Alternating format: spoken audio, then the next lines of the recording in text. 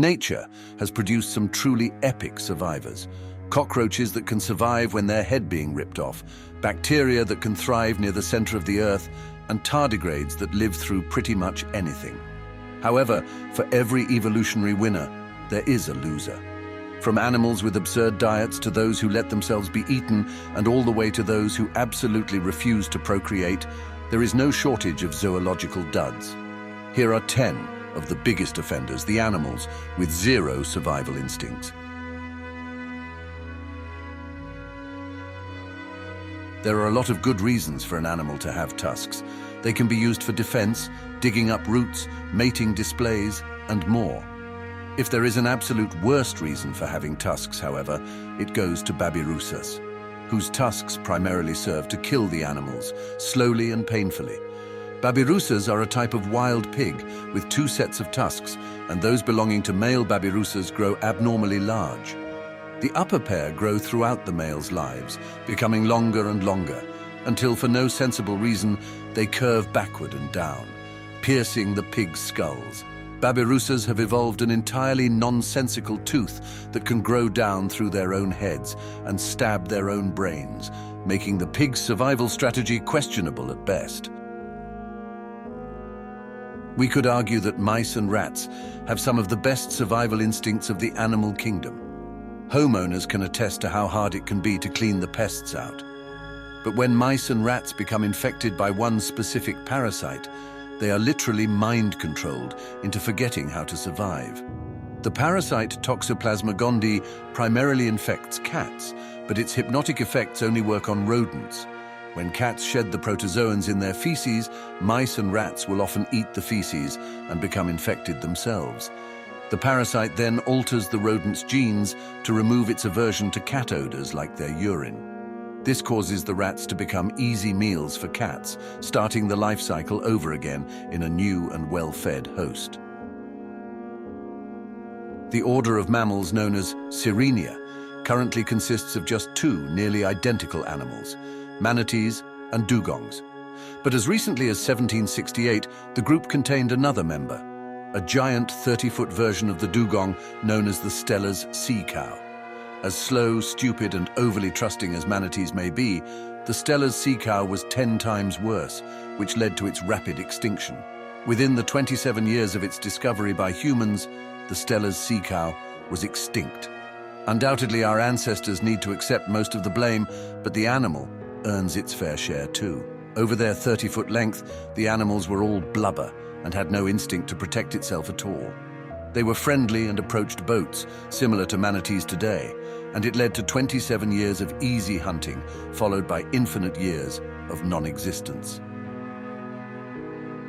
Unfortunately, due to habitat loss and competition with humans, cheetahs are now limited to just a few thousand individuals in a small fraction of their former territory. This has turned the cheetah gene pool into a puddle, to put it mildly. Modern cheetahs are inbred, and it has worsened their health and reproduction. To make matters worse, modern cheetahs do their very best to prevent scientists from saving them.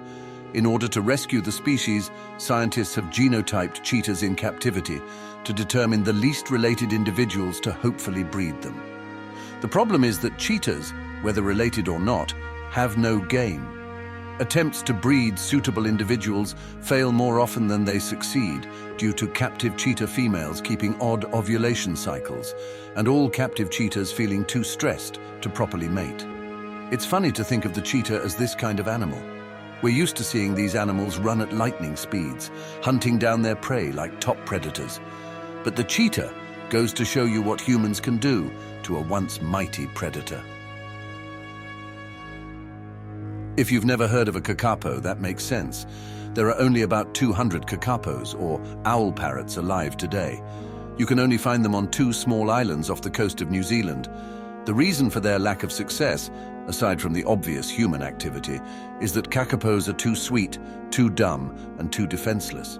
Their primary means of defense is sitting still and hoping that they're green enough to be invisible, which did not serve them well when encountering humans and their hunting dogs. They're also painfully slow to breed and are just as painfully prone to attempting sex with non-kakapos. Anything even vaguely round and kakapo-sized is a target for misguided males, much to the chagrin of the few remaining female kakapos. Hymenoptera is the order of insects that includes ants, bees, and wasps. That means that this order has produced countless billions of individuals born to be expendable workers and die young.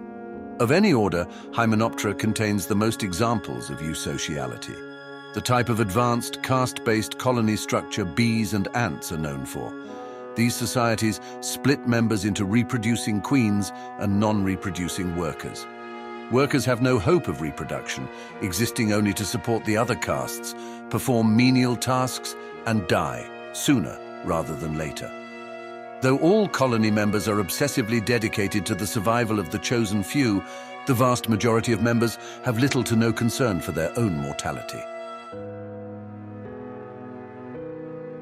The silly old bears don't have much to brag about when it comes to survival. Pandas are descended from more traditionally carnivorous bears, and as a result, their guts are not properly equipped for their current bamboo-only diets. That forces them to spend nearly all of their time eating and digesting. Both that are usually done sitting to save energy. On top of their sedentary lifestyle, pandas are the poster children for terrible breeders. The odds of any two individuals both wanting to breed is astronomically low, and on the rare occasions in which they can be persuaded, panda mothers have a quirky habit of randomly killing their new cubs. Unlike many of the dud entries on this list, octopuses have a lot going for them. They're some of the smartest animals on the planet, can regenerate limbs, and are masters of disguise. The problem with octopuses is that they have evolved one of the worst reproductive cycles in history. Male octopuses use one of their arms as a makeshift penis, using it to insert sperm into the female's siphon. The hole that ejects water and provides locomotion. This makes the female relatively powerless, but she has her revenge when the male, after injection, loses his mind and dies. Like a freaky alien Romeo and Juliet, the female then dies as well, slowly starving to death after laying her eggs. Octopuses possess an incredible dedication to copulation, but terrible survival instincts. Sloths are so bad at life that they were named after a sin. Imagine if you knew someone named Gluttony. You'd be right in assuming they're not exactly crushing it at life. But sloths don't make this list for being slow, nor for being dirty, not even for taking a half hour to belly crawl across the road. Sloths make the list for the way that they poop.